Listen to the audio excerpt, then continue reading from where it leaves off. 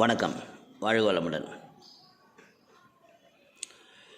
மடாதிபதிகள் சந்நியாசிகள் முக்தி அடைந்த சமயம் அவர்களை தரிசனம் செய்துவிட்டு வருவது தீட்டு கிடையாது என்றும் அதனால் குளிப்பது தேவையற்றது என்ன சொல்கிறாங்க.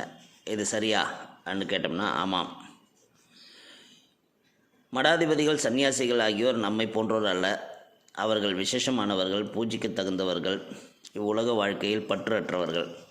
சாதாரண மனித புத்தியானது அவர்களும் நம்மை போன்ற சாப்பிடக்கூடியவர்களே, கார் போன்றவற்றில் பயணிக்கிறார்களே என்பது போல் பல கேள்விகளை கேட்க தூண்டும். கண்டிப்பாக கேட்பாங்க. எனினும் தாமரை இலையின் மேலுள்ள தண்ணீர் எப்படி அதனில் ஒட்டுவதில்லையோ அது போன்ற லௌகீகமான அவர்களின் எந்த செயலும் ஒரு லக்ஸரிக்காக செய்யப்படுவது இல்லை. இந்த உடல் எவ்வளவு நாள் இங்கு இருக்க வேண்டும், எவ்வளவு நாள் இருந்துவிட்டு தன்னை நாடி வருபவருக்கு நல்வழி காட்டி காலம் முடிந்த பின் மறுபிறவி இல்லாத மோட்சத்தை அடைய வேண்டும் என்று சாஸ்திரங்கள் தெரிவிக்கின்றன.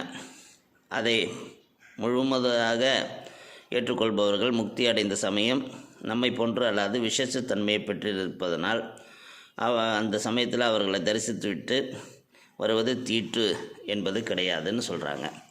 ஆனால் இந்த காலத்தில் இது பதில் எனக்கு ஒரு பெரிய கேள்விக்குறியை தான் ஏற்படுத்துது. அதனால் ஒரு கோபம் கூட வருது. ஏன்னா இந்த